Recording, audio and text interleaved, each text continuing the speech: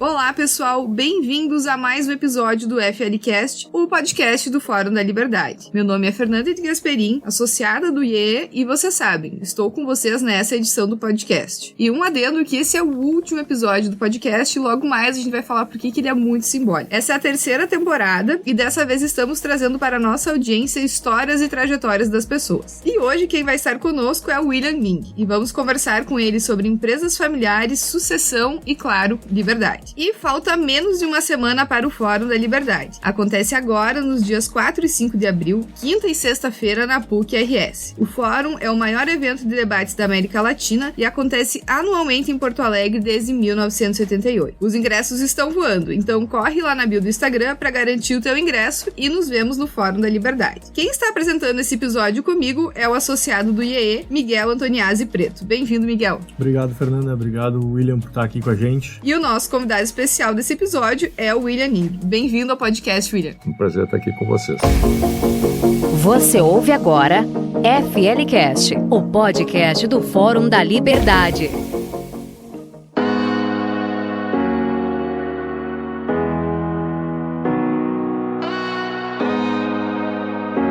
Bom, como eu falei, esse episódio é bem simbólico. Nessa temporada, a gente fez um formato um pouco diferente para contar a história da vida das pessoas, um pouco mais sobre o que acontece na vida propriamente dos nossos convidados. O que elas fizeram para chegar onde estão. Sejam empresários, esportistas, políticos, intelectuais e também conversamos com diversos associados honorários do IEE. E esse é o último episódio dessa temporada com uma das pessoas que deram o pontapé inicial em tudo isso, né, William? Um dos idealizadores e fundadores do IEE, o William Ning. William, aqui a gente acaba não lendo a biografia do convidado porque a gente quer que vocês contem, que vocês acham que é mais relevante, que vocês sentem à vontade sobre a tua trajetória, da família, da empresa. Então, a nossa audiência, com certeza tá muito ansiosa para te ouvir contar um pouco mais da tua trajetória. Eu sou filho de imigrantes chineses, né, que vieram para o Brasil no início da década de 50, se radicaram lá em Santa Rosa inicialmente, depois Porto Alegre. Aqui formaram uma família, criaram negócios, prosperaram, e eu sou o segundo de 4 filhos, nascido em Santa Rosa, criado em Alegre, morei praticamente toda a minha vida aqui, estudei no Colégio Militar de Porto Alegre, fiz administração de empresas, comecei a trabalhar muito cedo, né, na empresa da família, logo que entrei na faculdade, então fiz toda uma trajetória desde estagiário até hoje, né, atuando como presidente do Conselho de Administração. Fiz também alguns cursos de aperfeiçoamento no exterior, sempre na área de administração e de gestão, um mestrado em Stanford, e também me dedico muito a atividades filantrópicas, envolvido desde cedo no movimento pró-liberdade aqui no Brasil.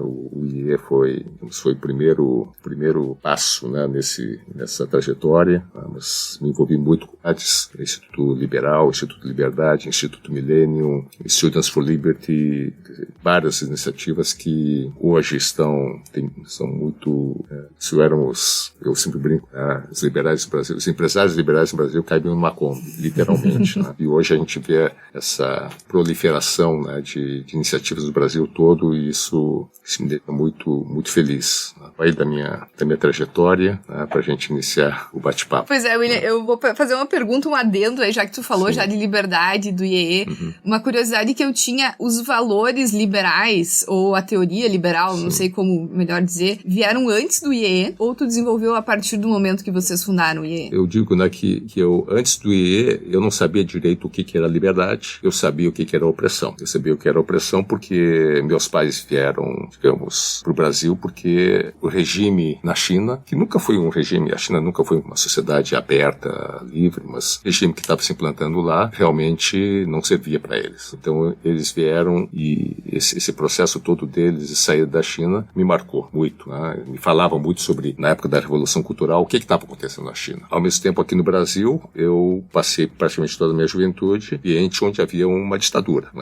militar. Vivi isso lá no Colégio Militar, eu vivi isso na universidade, né? E aquilo lá também foi uma coisa que me impactou, né? Então, o que é liberdade? Pouca gente até hoje sabe definir o que é liberdade, né? E eu me perguntava o que é liberdade, né? Mas antes do IEE, a ideia ideia de opressão, de ambiente fechado, autoritarismo, tudo isso era uma coisa mais forte. E o desejo de, quais são as saídas para isso? Né? Realmente uma das motivações, né, para a criação do IE vem daí. Eu tomei conhecimento pela primeira vez do estudo de filosofia, ainda adolescente no colégio militar. E ali havia muito um questionamento. A filosofia é exatamente isso, né? Dizer, as perguntas, né, de onde a gente vem, qual é o nosso propósito, qual é o propósito da nossa existência. E desde adolescente eu me questionava sobre isso. Depois, na universidade, estudando um pouco sobre sociologia, sobre política, a gente vai ampliando um pouco o nível de interesse, né, pelos temas.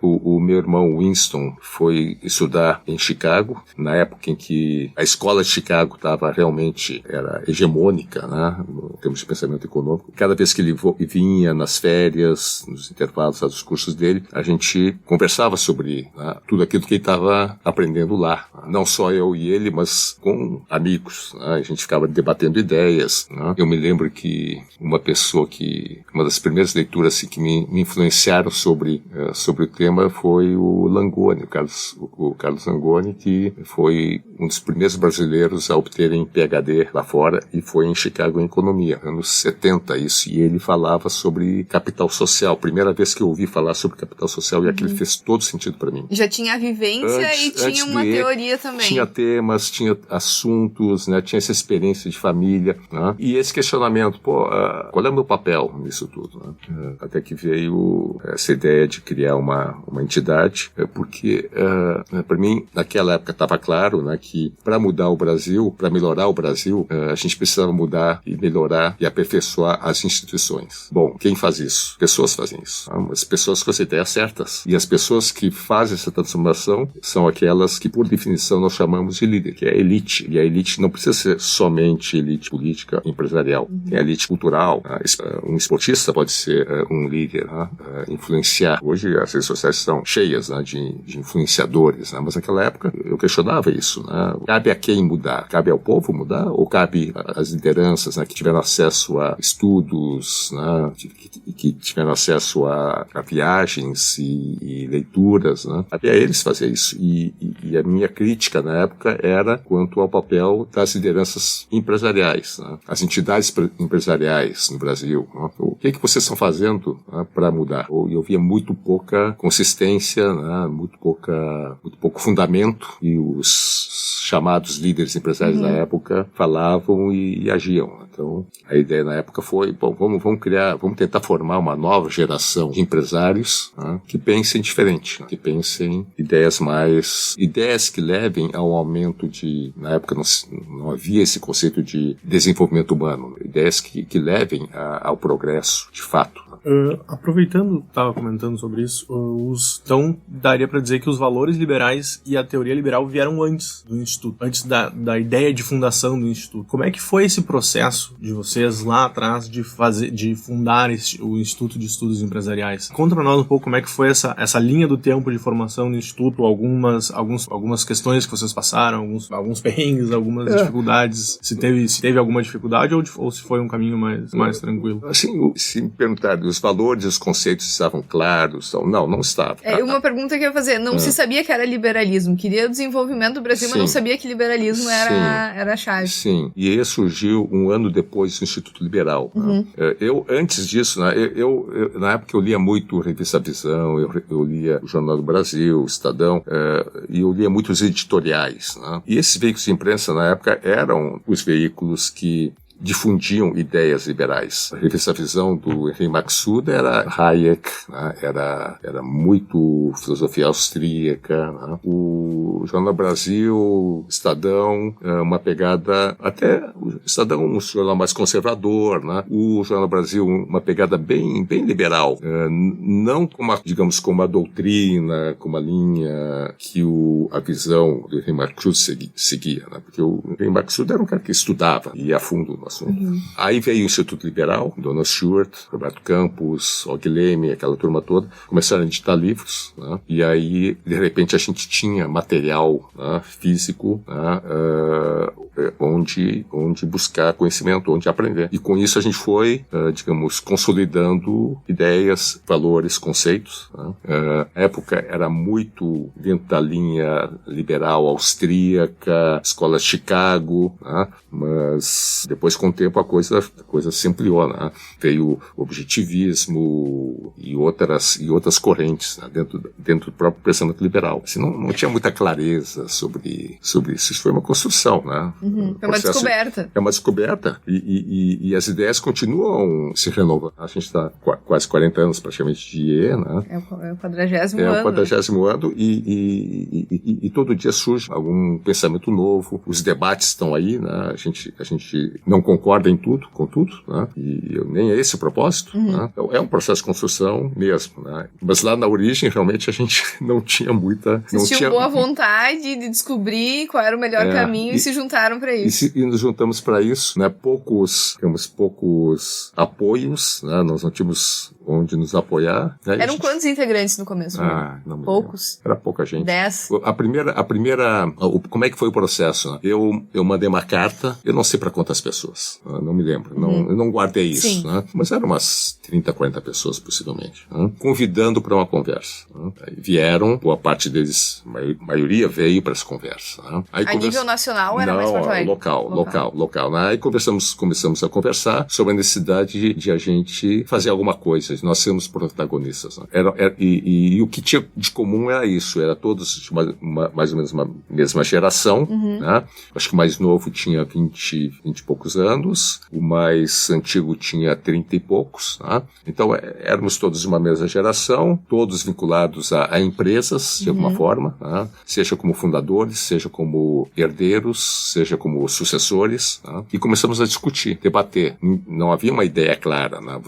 Vamos criar um instituto para isso. Isso foi fruto de muitas rodadas de conversa. À medida que a ideia tomava corpo, né, a gente disse, não, isso aqui não me interessa, se afastou. Né? E outros se juntaram. Então, daquele grupo original, eu não sei quantos ficaram até a criação do IE, mas no meio do processo, outras pessoas se juntaram. Quanto tempo, mais ou menos, entre essa primeira conversa e a fundação oficial, digamos assim? Eu acho que meio ano. Assim, eu acho que a gente começou lá no início do ano e lá no segundo semestre a gente começou a elaborar estatuto, essas coisas. Né? E aí o registro mesmo não sei a data, né? Mas... Eu não lembro, mas é pro final do ano. Mais pro final do ano, né? Mas, na verdade, a gente já vinha, de certa forma, funcionando um pouco antes. Essa pegada mais ideológica, né? Isso aí tem uma contribuição grande do Roberto Rachevsky, né? Porque a gente, de certa forma, queria se diferenciar das outras entidades. Naquela época estava surgindo muito forte no Brasil e especialmente aqui em Porto Alegre, a Associação dos Jovens Empresários. Né? As entidades todas, CDL, Associação Comercial, tinha suas câmaras jovens também. Né? E a gente não adianta a gente fazer mais do mesmo. Né? Como é que a gente se diferencia? A diferenciação foi essa pegada, primeiro, de formação, né? Muito mais de formação do que propriamente de ativismo ou de representação, né, do meio empresarial, e uma formação com uma base, né, liberal, né? Isso foi que nos diferenciou, por isso o nome de estudos, Instituto de Estudos, né? Para deixar bem claro, olha, aqui é um lugar para formar a gente, para preparar a gente, preparar capital humano, possa depois, não utilizando o IE, mas dentro das suas áreas de atuação, né, fazer alguma transformação na sociedade. Você está ouvindo FLCast. Tu acreditas que esses valores e princípios que tu e os fundadores do IE criaram, buscaram, foram importantes para quando tu assumiu as empresas da família? Foram importantes na tua formação profissional? Como é que foi essa transição dos teus aprendizados dentro do instituto para dentro das empresas? Assim, para mim, a formação conceitual que eu tive dentro do IE foi, digamos, de tudo aquilo que eu fiz, a parte mais importante. Não tenho dúvida, né, com relação a isso. Né? Claro que eu tenho que destacar o período que tive nos Estados Unidos, né? Fiz uma formação lá em Stanford que assim, me deu enormes retornos, né, em termos como empresário, né?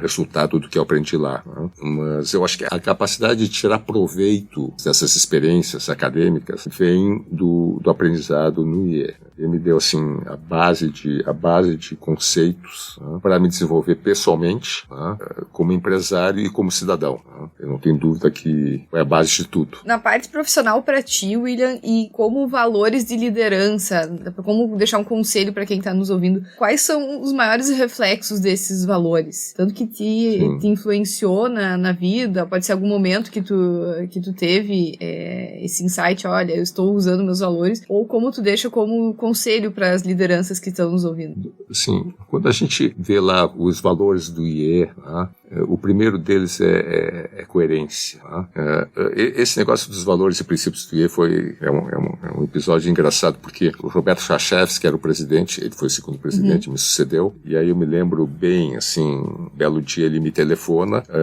e diz, William, eu gostaria, né, que o IE tivesse uma carta de princípios, né, de valores e princípios. Né? E como tu foi o cara que, digamos, deu início a tudo isso, eu gostaria que tu escrevesse isso. Eu disse, puxa, Roberto, é muita responsabilidade isso. Né? Não, eu quero que tu escreva e tal. E eu me lembro que era véspera de um feriado prolongado. Eu disse, me deixa pensar, me deixa refletir sobre isso e tal. Ele disse, não, tu tem até semana que vem para me preparar isso. Ele me deu 3, 4 dias para escrever. E aquilo lá foi o melhor que eu consegui fazer naquele pouco tempo que eu tive para refletir, né, e tentar colocar no papel alguma coisa de pensamento. Então, realmente, daqueles pontos todos, né, o aspecto da coerência, para mim, é fundamental para uma liderança. É fácil falar, fácil dizer para as pessoas o que elas deveriam estar fazendo, tudo mais, né, mas como é que você realmente inspira? Né? É quando você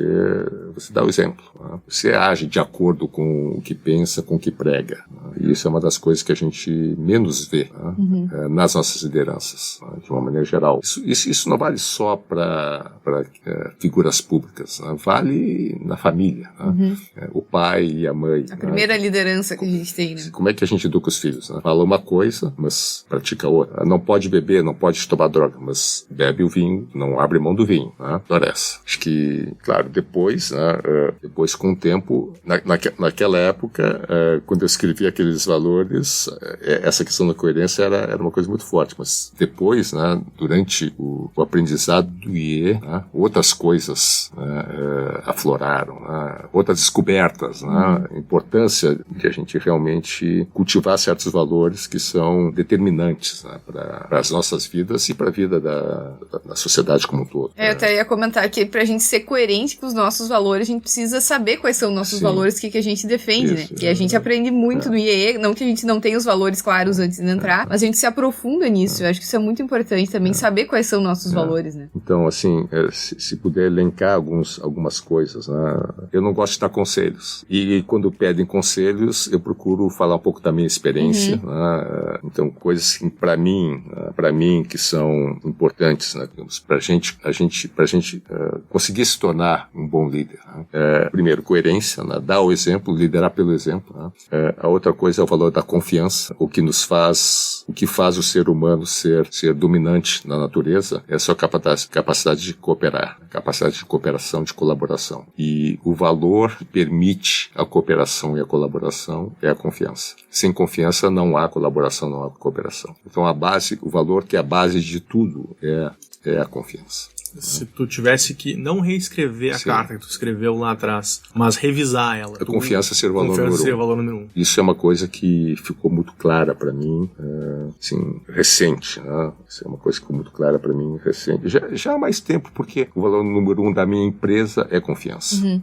Então, isso aqui era uma coisa que estava clara para mim, né? Mas eu venho tentando entender, né, muito, né, por que o Brasil não dá certo. E o Brasil não dá certo porque o Brasil é um dos países com menos confiança no mundo. A média mundial de confiança, e confiança medida no sentido de que você pergunta para uma pessoa se uma pessoa estranha merece confiança ou não.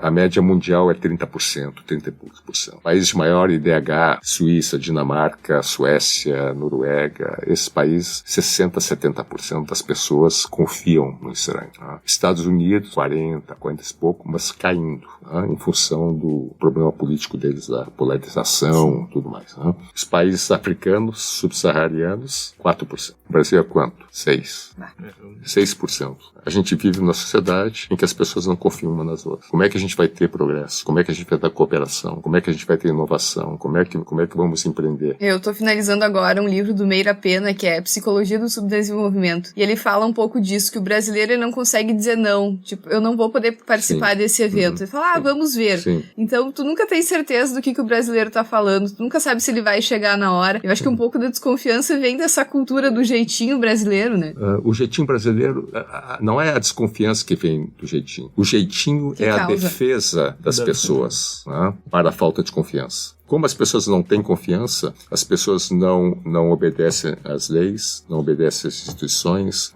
não cumpre a palavra, não cumpre as promessas. Esse é o escape. O jeitinho brasileiro é o escape que a sociedade tem para conseguir viver. O jeitinho brasileiro é a maneira que o brasileiro teve de conseguir escapar desse estado que a gente acaba tendo. E a origem desse altíssimo grau de desconfiança é a nossa história. Maneira com que o Brasil foi formado. A gente não se dá conta que 2/3 da nossa existência foi construída à base de escravos, escravidão. À toa que a África tem índices tão baixos, não é à toa que o Brasil tem também índices tão baixos. Imagina gerações e gerações de pessoas escravizados, que tipo de valores eles passam para as próximas gerações? Não confia em ninguém, não confia em ninguém. E essa mentalidade, essa cultura, para mim, o principal fator detrator aqui no Brasil. E se a gente não mudar isso, não adianta ficar defendendo pensamentos liberais, que a gente não sai do lugar. Você está ouvindo FLCast. Indo agora um pouco mais para a questão prática, porque a gente teve a questão da teoria, o cara defende uma teoria, às vezes ela, na hora de aplicar, ela não se encaixa. Vocês na empresa de vocês conseguiram fazer uma aplicação da teoria na prática. Se pudesse nos contar um pouco como é que foram esses processos, quais foram as diferenças da empresa quando ela foi fundada para como ela está hoje, digamos assim? Quando ela foi fundada, ela era uma empresa com uma estrutura e uma maneira de trabalhar tradicional. Hierárquica, burocrática. Na época, meu pai sempre foi um empreendedor serial, nunca teve muita preocupação com organização, com planejamento. Ele tinha as ideias e ele saía fazendo, e a estrutura toda tinha que se ajustar ao ritmo dele e durante um bom tempo deu certo, porque o Brasil era uma economia muito fechada, continua sendo uma das mais fechadas do mundo, mas era muito mais fechada. Tinha um dirigismo estatal muito forte, muito mais forte do que hoje, e o pai conseguiu realmente fazer coisas extraordinárias nesse contexto. Quando o Brasil começou a mudar, e começou a mudar de uma forma mais forte ali com o Collor, a abertura econômica, importação, liberar importação, e depois com o Plano Real, juros reais, menos artificialismo na economia, um modelo que até então vinha dando certo. E aí que entra a segunda geração da família, entra eu, o irmão Wilson, e a gente começa a transformar a empresa. As duas principais razões pelas quais as empresas morrem: primeiro, incapacidade de se adaptar à mudança do ambiente. Segundo, sucessões mal conduzidas. Felizmente, nós conseguimos essa adaptação, adaptar a nossa estratégia, a nossa maneira, o nosso modelo de negócios a uma nova realidade, e também conseguimos fazer sucessões bem feitas. E o principal fator que eu atribuo ao nosso sucesso, claro, teve algumas decisões estratégicas importantes. Eu sempre digo, nos negócios a gente tem que todo dia melhorar um pouco, melhoria contínua, Kaizen, melhoria. Todo dia eu tenho que inovar, melhorar. Uma das nossas práticas de gestão é fazer sempre mais e menos e melhor. Sempre fazer mais e melhor com menos. Quer dizer, melhoria contínua, aumento de produtividade, e de tempos em tempos você tem que dar algum lance mais ousado. De tempos em tempos você tem que dar um tiro de canhão. Felizmente para nós, a gente consegue fazer o que tem um consultor, o Collins, né, ele diz a marcha das 20 milhas todo dia, né, que todo dia você tem que caminhar um tanto, né, e dar uns tiros de pistola. E de tempos em tempos você tem que dar um tiro de canhão. A gente deu alguns tiros de canhão muito bem sucedidos, né, o que nos fez crescer e chegar onde nós chegamos hoje. Né? Mas qual fator para sustentar tudo isso é a cultura da empresa. E o que a gente fez na empresa foi implementar todas aquelas ideias, aqueles valores que a gente queria ver implementado no Brasil. Eu disse, eu não consigo mudar o Brasil. Tá? Eu não consigo fazer com que o Brasil pratique subsidiariedade, né? Respeito aos indivíduos, né? Autonomia aos indivíduos, né? Delegação, né? Descentralização. Dentro de casa dá para tentar começar a fazer. Dentro de casa e dentro da empresa onde eu tenho mais controle, né? eu posso fazer. E a gente fez. Então a gente criou dentro da companhia uma cultura, né? Baseada na confiança, onde as pessoas têm total autonomia, né? Onde tem pouquíssimos controles, pouquíssima burocracia, pouquíssimos custos de transação, e a coisa anda que nem um relógio. Respeito ao indivíduo, né? Transparência, ambiente aberto, todas aquelas coisas que a gente diz, puxa, né? Que bom se a sociedade fosse assim. Né? E essa é a base, né? Que nos permite ousar e nos tornar uma empresa global, literalmente global, competitiva. Nenhum dos nossos negócios depende de subsídio, de proteção. Né? E isso sempre foi uma coisa que, logo que lá no início do IE, né? Puxa, o que é ser empresário? Né? A gente começou, antes do IE eu não sabia o que era ser empresário. Trabalhava na empresa da família, mas não tinha responsabilidade do empresário. Mas assim, o que faz um empresário? Qual é o papel do empresário? Meu pai era muito mais um empreendedor. Meu pai era um criador de negócios. Eu fechei mais negócios do que eu criei. Eu aprendi que o empresário, ele é alguém que digamos, ele é responsável pela perpetuação do negócio. Ele tem que deixar um legado. O empreendedor, ele empreende, ele cria negócios. O que acontece com o negócio no dia seguinte? Ele não está muito preocupado. Tanto que boa parte das startups, o pessoal cria, escala e vende. E parte para outra. O empreendedor faz isso. Agora, o que o empresário faz? O empresário cria, faz crescer e faz perpetuar. Essa é a diferença. E quando eu me dei conta disso, eu disse, eu tenho que ter uma outra mentalidade dentro da empresa. Tem que ter essa mentalidade de criar uma coisa perene. Uma coisa que não dependa de mim. Que ande sozinho. Institucionalizada. Anda sozinho. E William, tanto a questão da cultura quanto, não é profissionalizar a palavra, mas deixar uma empresa andando, ela aconteceu quando teu pai ainda estava ou só depois? Sim, meu pai ainda estava vivo. Essa sucessão, assim? O meu pai já tinha passado o bastão para mim e para o meu irmão, né? E nós que implementamos isso, antes até dele passar. Antes dele passar, a gente já vinha meio que direcionando, né, a estratégia dos negócios, né? E a maneira de trabalhar. A maneira de trabalhar já estava bem, assim, nas minhas mãos. Né? Pessoas que estavam lá eram as pessoas que eu tinha selecionado, promovido, e de trabalhar a cultura, a gente já vinha praticando, apesar do meu pai, né? Que não entendia muito bem o que estava acontecendo, mas ele sempre teve o mérito de não interferir. Meu pai é alguém que ele fez uma coisa que poucos fundadores fazem. Né? Ele passou o bastão em vida. Né? Ele estava com 70 e poucos anos, estava com muita saúde, podia ir outros tantos anos à frente dos negócios, mas ele viu que o arsenal de ferramentas que ele tinha, né? De armas que ele tinha para lidar com o novo contexto já não servia. Né? Ele se deu conta disso. Né? E ele passou o bastão para nós, a gente refez tudo, né? Nós desmontamos tudo que ele fez. Ele viu acontecer, ele não deu um pio. Olha, eu fiz foi coisas... Que ano, mais ou menos, William? Foi em 94, 95. Era uma época que não tinha muito essa questão de sucessão. Hoje se fala muito mais, mas na época era meio que uma obrigação o filho tocar a empresa e não tinha isso, né? E a gente fez assim, a gente desmontou coisas que ele fez assim, e ele assistiu, né? Deve ter dado uma dor para ele, né? Mas deixou e deu muito certo, né? No fim deu muito certo. Ele não concordou concordou muito com algumas coisas que ele não disse nem sim nem não, né? Ele não disse nem sim nem não, mas eram projetos que ele fez meio que de forma imposta, né? Eram projetos que, por exemplo, eu disse não faz, ele disse eu vou fazer, mas eu aceitei isso porque ele deu um argumento, que me desmontou na época, porque a gente tinha embates, né? Havia muito conflito, né? de opiniões, né? de como seguir o negócio.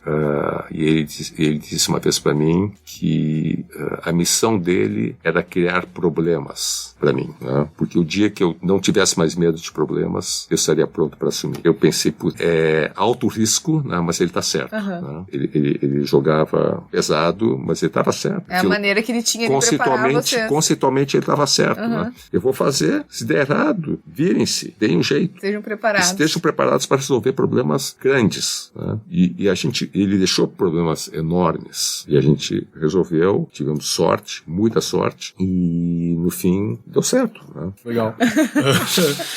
Você está ouvindo FLCast. Essa parte quando a gente fala de empreendedores e empresários, é sempre um assunto legal, porque a gente provavelmente tem empresários e empreendedores nos ouvindo hoje, e é muito difícil pro empreendedor fazer essa transição para o empresário, ao mesmo tempo que também é difícil para o empresário ou pro empreendedor abrir mão de certos controles. E isso a gente tem no Brasil, eu acho que é mais comum do que fora, de empresas familiares com o fundador como o CEO, e ele dificilmente abre mão desses certos controles. Como é que foi para vocês fazer essa transição de abrir mão desses controles? Isso foi a filosofia liberal? Não foi uma questão mais de vocês como pessoa, de entendimento de que para a empresa realmente funcionar, como tu já comentou, as pessoas têm que ser livres e têm que ser responsáveis pelos seus... Eu acho que o caso é outro fator. Eu acho que é uma questão de humildade, que a pessoa reconhecer que tem limites, reconhecer que não pode fazer tudo. Eu sempre procurei me cercar de pessoas melhores que eu sempre procurei deixar que pessoas que entendem mais o assunto que eles façam. Tá? Puxa, o sujeito entende mais que eu. Por que eu vou me meter? Então a questão da subsidiariedade, né? Cada macaco no seu galho. Né? A gente boa, dá autonomia, empodera, né? e fica à disposição para orientar, né? Para esclarecer dúvidas, né? Para encorajar. Muitas vezes um executivo ele não tem certas decisões que ele não tem coragem de tomar, né? São decisões de dono, né? Nessas horas o dono tem que estar lá ou para dizer sim ou para dizer não. Então eu sempre me enxerguei nesse papel, e na medida que eu tenho um time de gente competente e que coopera entre si e que se entendem e que estão alinhados com os meus valores, eu mal preciso ir para o escritório, né? Porque tá andando sozinho. Sabe que vai andar. Eu sei que vai andar. Eu sempre disse para meus filhos, olha, eu vou deixar para vocês uma empresa que é um relógio muito bem construído. É um relógio que ele anda sozinho, um relógio automático. De tempos em tempos, a gente vai lá dar uma lubrificada, né? Dar uma revisada para ver se está tudo ok, né? Mas ele está andando sozinho. Ele vai andar sempre. Né? Vai estar sempre contando as horas direito. E que é um orgulho gaúcho, né, William, que vocês construíram desde o teu pai, o que vocês têm agora, numa escala global, não só local, mas é um orgulho dos gaúchos. E a gente queria que tu compartilhasse conosco alguns dos melhores feitos que tu lembra que vocês chegaram, e como tu acha que a gente chegou ali, qual foi a base para conseguir alcançar isso? Aquilo que eu falei, né? A gente conseguiu crescer, né? E se expandir geograficamente. Hoje a gente está em 13, 14 países, e de uma forma bem espalhada, né? América do Norte, América Latina, Europa Oriental, Europa Ocidental, Índia, Tailândia, China, né? Então uma pegada global. A gente consegue ter um protagonismo, né? Ter uma posição de liderança nos principais mercados que a gente atua, né? A gente consegue ser rentável, né? Em todos os negócios, sem depender de proteção, subsídios e do gênero. Como eu falei, fizemos já 5 sucessões de gestão, desde que a empresa foi fundada. Lá no início, meu pai tinha um sócio. Lá no início, o sócio dele era virou presidente, o sócio dele morreu prematuramente, meu pai assumiu como presidente, eu já passei a presidência, eu não tinha 50 anos, quando eu transferi a presidência para um executivo meu, que já se aposentou como executivo, já tem um outro no lugar dele, né? Então nós não fizemos 70 anos ainda, e já fizemos as transições todas, e a cada transição a coisa só melhorou. A empresa segue, o sucesso continua. A empresa segue, e muita solidez. De um tempo para cá a gente começou a crescer também de uma forma mais forte através de aquisições. Fizemos muitas aquisições, e a maioria delas lá fora. E se conseguir lidar com essa complexidade, né? Como é que uma empresa aqui de Porto Alegre está tocando negócios na Suécia, né? Na Hungria, né? Na Índia, Tailândia, China. Então, essa cultura que a gente implementou, né?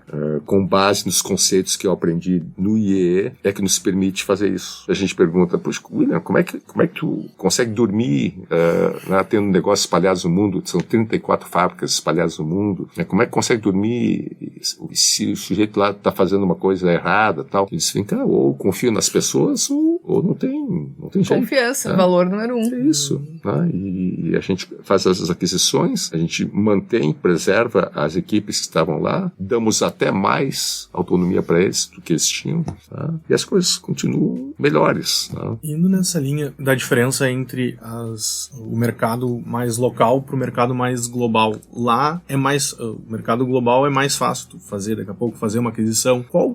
Quais tu vê as principais diferenças entre o mercado brasileiro para o mercado internacional, assim, na questão de fazer negócios? Fazer negócio, cada país tem as suas peculiaridades, né?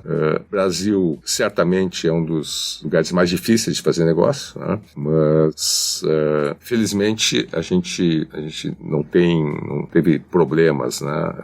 As aquisições que fizemos em todos não foram aquisições, também foram greenfields, né? Por exemplo, no Peru nós montamos uma fábrica do zero. Os demais países, praticamente todos foram aquisições. Então já eram negócios que estavam estabelecidos, equipes experientes, né, que sabiam já como operar naquele ambiente, né? Então foi algo relativamente tranquilo para nós, né? E tem peculiaridades, né? Por exemplo, na Europa é muito difícil demitir alguém, né? Na China você tem dificuldade de retirar dinheiro que você gera no país, né? Então cada país tem a sua peculiaridade. Estados Unidos agora uma dificuldade enorme, né, de recrutar e reter funcionários, operários, especialmente pessoal de chão de fábrica, né? Então cada país tem as suas peculiaridades. E o Brasil tem os problemas de todos concentrados. Eu ia perguntar se é mais complexo mesmo no Brasil ou isso não interfere? No Brasil, de longe, é o mercado mais difícil, né, de operar. Mas também tem o seu lado bom. Uma vez que tu consegue operar aqui, tu consegue operar em qualquer lugar. Não tem dúvida. O Brasil é uma escola. O Brasil é uma escola. E muitas multinacionais, inclusive, que... Hoje nem tanto, mas eu me lembro, na minha época, sei lá, nos anos 80, 90, era muito comum as multinacionais recrutarem executivos brasileiros para operar lá fora, né, ou até mandar pessoal lá de fora para vir para cá, em função do ambiente muito instável, alta inflação, muita confusão. Quer dizer, um gestor que sabe navegar nesse tipo de mar, de oceano revolto, né, ele realmente tem um diferencial. Né? O nosso principal, um dos negócios mais rentáveis hoje é o nosso negócio de latas para bebidas, latas de alumínio para bebidas. Graças ao ambiente instável econômico e político do Brasil, nós conseguimos fazer essa associação, né, com os americanos, né, porque eles tinham como estratégia internacionalizar, e naqueles países onde tinha alto risco político e econômico, eles queriam um sócio local que soubesse como, né, resolver os problemas locais. Então, graças a isso, nós tivemos essa sorte, né, de fazer essa associação, e que hoje nós somos o segundo maior produtor de latas no Brasil, extremamente rentável, numa associação meio a meio com o segundo maior produtor mundial, sendo que os outros todos são multinacionais 100%. E eram depois, né, ou se até tinham sócio brasileiro, mas aí foram comprados. Então o Brasil, nesse ponto, oferece também oportunidades, né? E o fato de ser um mercado muito difícil também espanta a concorrência. Então você tem menos concorrência no Brasil, em certos segmentos. Você está ouvindo FLCast. E William, para encerrar esse assunto da empresa, eu queria perguntar se tem uma diferença de cultura, de implementar a cultura no Brasil e nos outros países. Não porque... Mas tem alguma dificuldade maior no Brasil? Nenhuma. Porque as pessoas são iguais. A natureza humana é a mesma. As pessoas querem as mesmas coisas. As pessoas querem ser respeitadas em qualquer lugar. As pessoas querem ter autonomia. As pessoas estão na empresa para quê? Para trabalhar, para dar uma contribuição, para crescer pessoalmente, crescer profissionalmente. É isso que todo mundo quer. Quais são as melhores empresas para trabalhar? Eu tenho um único fator, um único critério. Tem esses concursos todos, né? Best Place to Work, etc. Para mim só tem um fator, um único critério. O critério é o seguinte: o jovem estagiário, o jovem trainee, né, que entra na organização, ele vê lá quem é que está na presidência, quem é que está na vice-presidência, no C-level. Eles começaram como eu? Se eles começaram como eu, essa é uma empresa boa para trabalhar. Eu posso chegar lá. Eu posso chegar lá pelo meu mérito. Né? Tem muita empresa que tem na placa. Aqui é uma melhor empresa para trabalhar. Mas quando tem que contratar um presidente, vai no mercado. Quando tem que contratar um vice-presidente, vai no mercado. Que empresa boa de trabalhar é essa que não prepara a gente, que não desenvolve gente? Quando as empresas as que a gente adquiriu, quando eles veem que o CEO global começou como estagiário, que o número 2 dele começou como estagiário, quando o presidente da operação de embalagens começou como estagiário, eles dizem, puxa, eu tenho futuro aqui dentro. A natureza humana, a gente tem que prestar atenção na natureza humana. A natureza humana, se a gente não entender a natureza humana, a gente vai errar muito. Não vai entender de pessoas e as empresas são feitas de pessoas, né? Sensacional. Muito bom. Muito bom.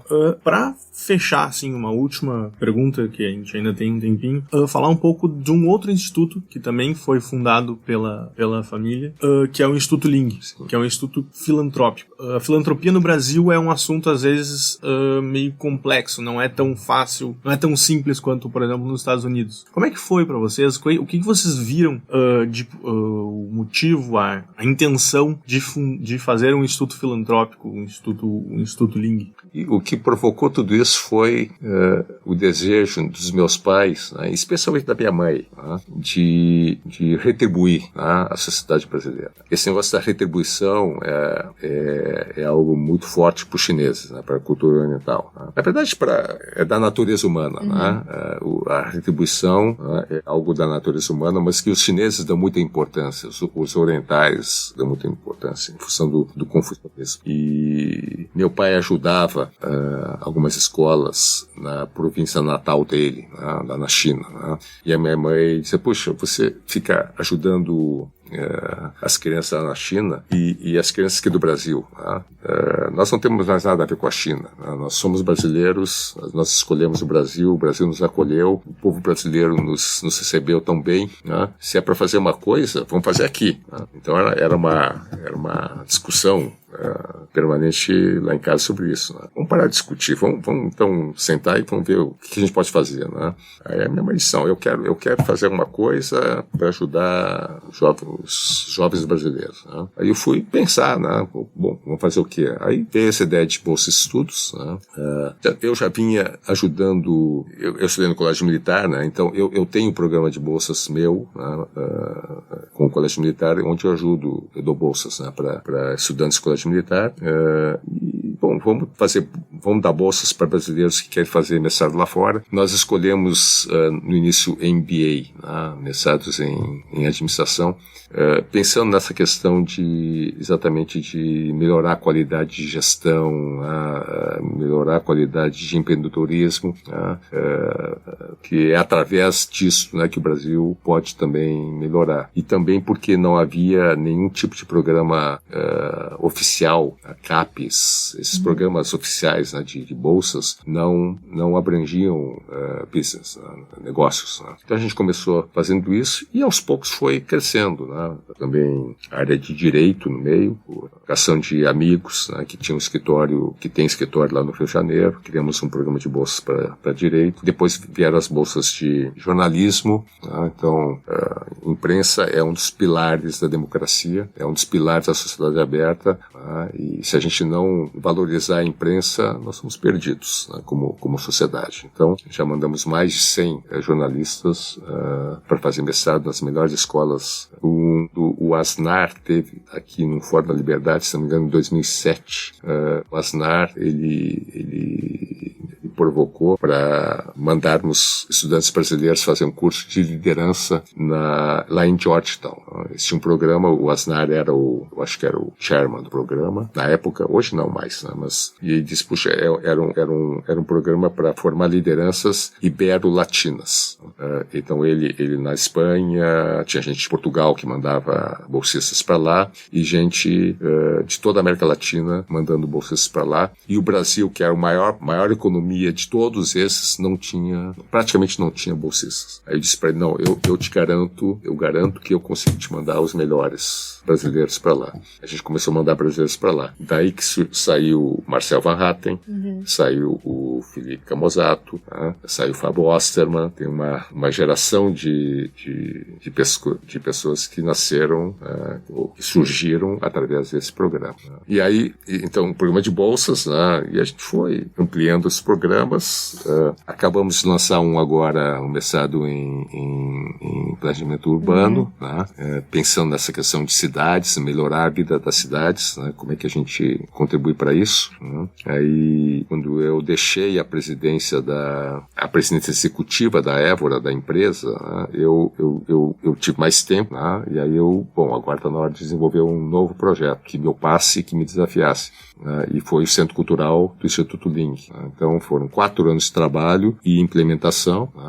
Esse ano também faz 10 anos de abertura do Centro Cultural, e que virou uma referência em Porto Alegre, onde o próprio IE tem as suas nossos reuniões, encontros semanais são lá. Então aquilo lá também foi uma coisa que...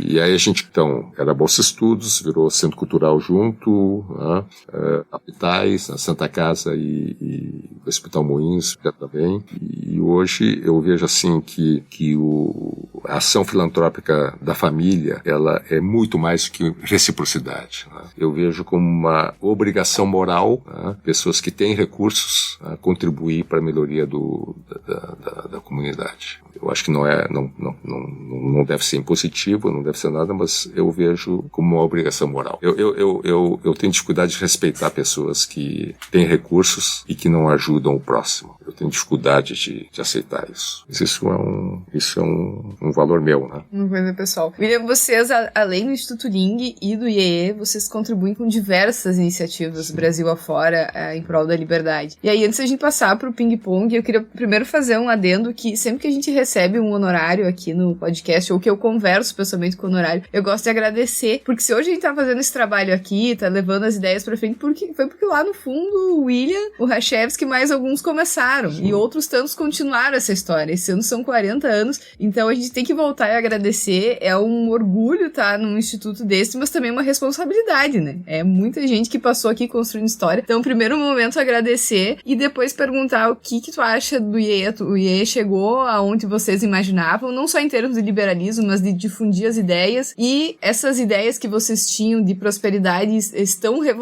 reverberando no Brasil? Como eu falei, lá no início, empresários liberais cabiam numa Kombi. Hoje tem liberais, não só empresários, mas tem milhões e milhões de liberais, verdadeiros liberais, Brasil afora, e certamente teve um papel nesse processo.